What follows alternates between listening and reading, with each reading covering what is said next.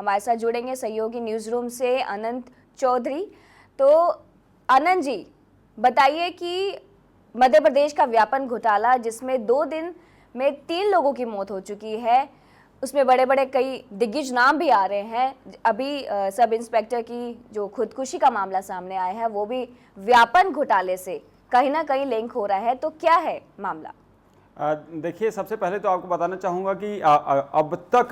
कुल 45 मौतें हो चुकी हैं और ये जो पूरा का पूरा जो व्यापम घोटाला सामने आया है, ये पिछले कई सालों से ये घोटाले चल रहे थे, लेकिन पिछले कुछ महीनों में जब इस पूरे घोटाले का खुलासा हुआ, उसके बाद पूरे देश भर में लगभग 1000 से ज़्यादा आरोपी हैं इसमें। और जिस तरीके से लगातार मौतें हो रही हैं और सरकार किसी को आकस्मिक मौत मान देती है और कहती है कि ये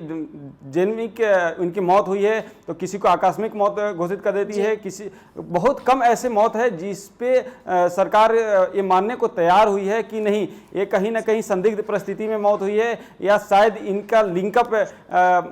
जो व्यापम घोटाले है या व्यापम के जरिए जो भर्ती हुई है मध्य प्रदेश में उसमें इनकी मौत हुई है। लेकिन जिस तरीके से पिछले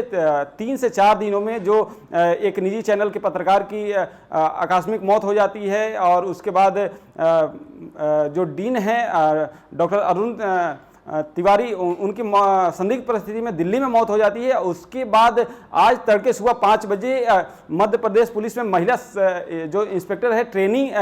पे थी और सागर पुलिस कैंप में ट्रेनिंग ले रही थी, और आज सुबह 5 बजे जब ट्रेनिंग कैंप में नहीं पहुंची तो जब उनकी पड़ताल शुरू हुई तो वो तालाब के नज़दीक मृत पाई गई। तो इससे तमाम सवाल खड़े हो रहे हैं कि जो पूरा का पूरा जो व्यापम घोटाला है इसमें और कितने मौतें जो कि आनंद, मैं यहाँ पूछना चाहूंगी कि सरकार के मुताबिक यहाँ पे 26 मौतें बताई जा रही हैं और कांग्रेस ये दावा कर रही है कि उसमें 42 मौतें हुई हैं। तो क्या है कि सच क्या है कि 26 मौतें हो चुकी हैं या फिर 42 हो चुकी हैं? देखिए, सबसे अहम मामला ये है कि मौत अब तक 45 हो चुकी है। कितनी इस मुद्दे से जुड़ी हुई हैं और कितने ओवरऑल हैं, ये पक्ष और विपक्ष का पूरा खेल चल रहा है, जो आरोप प्रत्यारोप का खेल चल रहा है। कोई भी सरकार जब सरकार में होती है तो जब उस पर कोई भी आरोप लगता है तो सिरे से खारिज करती है, और जो विपक्ष जो द्वारा आरोप लगाए जाते हैं उसको कतई मानने से इनकार कर देती है। तो पूरा का पूरा जो खेल यहाँ भी चल रहा है कि विपक्ष हमलावर है। केवल और केवल मध्य प्रदेश की का जो विपक्ष इकाई है कांग्रेस का, केवल वही नहीं, केंद्र में बैठी कांग्रेस भी लगातार हमलावर है। जैसा कि दिग्विजय सिंह लगातार मुख्यमंत्री पर हमलावर हैं, वहीं आज कांग्रेस के वरिष्ठ नेता पी चिदम्बरम का एक ट्वीट आया है और उन्होंने सीधे सीधे जो न्यायालय की निगरानी में जो जांच चल रही थी उस पर ही सवालिया निशान खड़ा कर दिया है। और उन्होंने कहा कि ये संभव नहीं है कि